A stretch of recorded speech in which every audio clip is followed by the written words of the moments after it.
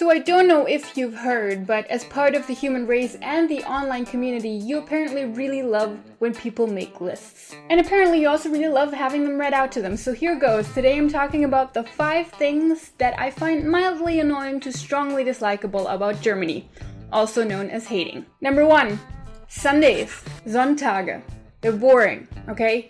Everything's dead, nothing's open, nothing's doing anything. You can find restaurants that are open, but seriously, who has the money? So, you want to cook yourself a nice meal and there's nothing in the fridge anymore. Now you're hungry. You know what? Too bad. You're also not allowed to be loud, so everybody can rest.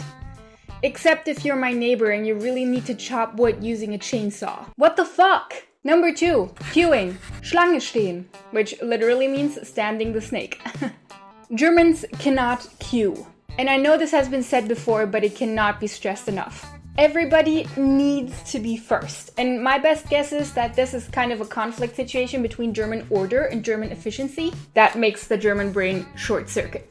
So we try to escape this conflicting, stressful situation by pushing through the masses as fast as we possibly can. And if you see it available, you just skip ahead into an empty slot. And the key here is to get thoroughly annoyed at others for doing the same thing. Empörend!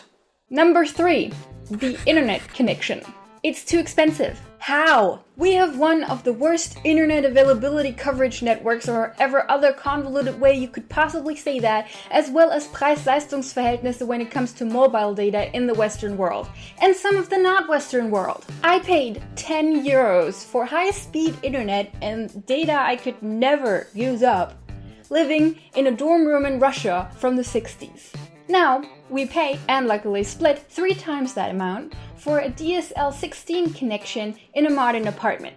And we can't upgrade that because the network cable coverage in our area is too old for that, in one of Germany's most densely populated areas. Number 4. Why did I say it like that? Number 4, anti-patriotism. Now, you all know how I am about the slightly disturbing love affair Americans have with their country and flag. But this isn't any better. What I mean is the still very real shying away from enjoying your country and nationality for fear of being labeled a Nazi. Very consciously not using the word proud here, by the way. Don't take pride in Germany, but be proud to be you. And part of being you is being German. Why be so apologetic about it? You didn't exactly contribute to it, so in my eyes, you neither get to say, oh, I'm so proud that I'm German, as if you somehow made that a thing, but you also don't have to be embarrassed about it. This is your home, and it's pretty fucking awesome. So love it, okay? As long as you don't think it makes you better than anyone else just because you were born in a certain place, you're gonna be okay.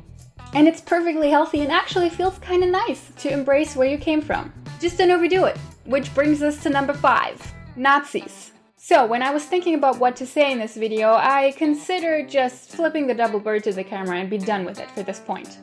But then I thought, hey, you know what? Many of those people turn into hate machines because they're so unhappy and frustrated with their own lives that they have to project it onto somebody else that they consider too different. That's just an extreme of the human condition. Try to be understanding. Maybe you'll change someone's mind. Maybe you can even find some sympathy for them hurting and killing and threatening people, or at least supporting those who do those things.